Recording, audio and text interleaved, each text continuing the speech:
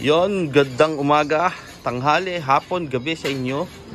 Sa kung saan man dako kayo nanonood. So ito, PC Bit again.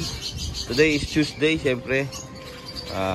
Lalagyan na natin uli sila ng PC Bit para sa kanilang vitamins and minerals. Pampalakas, saka pampa. Tignan mo. Pampalakas yan, saka pang paganda ng katawan.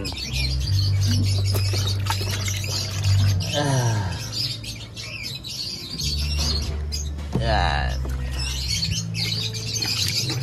Makikita nyo guys.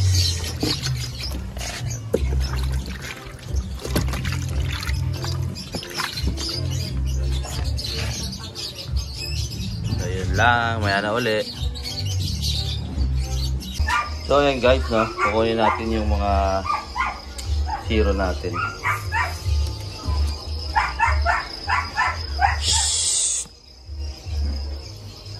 Naka-ready na kasi yung kanilang bath. So ayan guys, bilad muna natin sila with soap water. And syempre may vitamins ng PC Bit. Ayan. Kasi ito yung time na iinom sila. Ito rin yung time na magbibilad sila ng may tubig. Ayan, katulad yan, umiinom siya yung ano. Kasi sa enclosure, walang tubig, no? Hindi tayo pwede maglagay ng tubig sa enclosure nila. Mag-evaporate kasi yun. Tapos, mapupunta sa kanila. Sa lungs nila. So, yun. Ito na rin yung time na yung may hugasan yung mga tay-tay nila sa katawan para maiwasan natin yung mga fungus or whatever na bacteria na kumakapit sa kanila. Kasi ang poops ng bearded is mabaho and saka talagang may makukuhang mga sakit. So ayun guys, sana may matutunan kayo. Peace out. So ayan, ito naman yung ating LB Danner. 6 na lang sila. Ayan. May dalawang maliit. Hindi ganun kalakas makipag-agawan ng kain.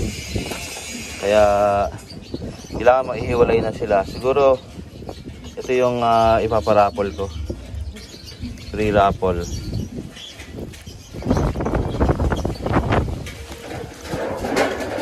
Yan.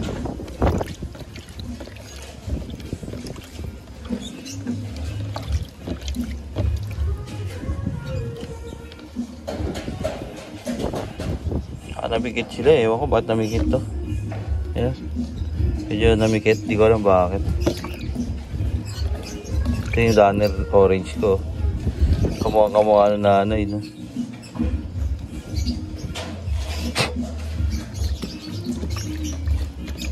Ayan. So yun guys.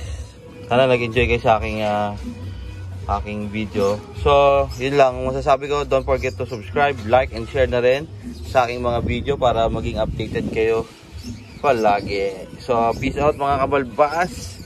Shoutout sa lahat ng viewers natin. I-share nyo lahat para maraming makakita, para dumami tayo. So more content. God bless. See you all guys in Animal Con. Ayan guys, so ito yung kalabasa. Tingnan mo, lakas sila kumain, diba? Tingnan mo yung mga ano natin dito, kumakain din. Naubos na nga nila. Hindi ko lang na-video anong unang bigay ko. So guys, ang kalabasa is a natural way para sa deworming ng mga beardeds. Kailangan bata pa lang marunong na sila kumain yan. Yung ibang mga adult ko, tingnan natin. Wait lang guys. Mabuti. May laman pa yan.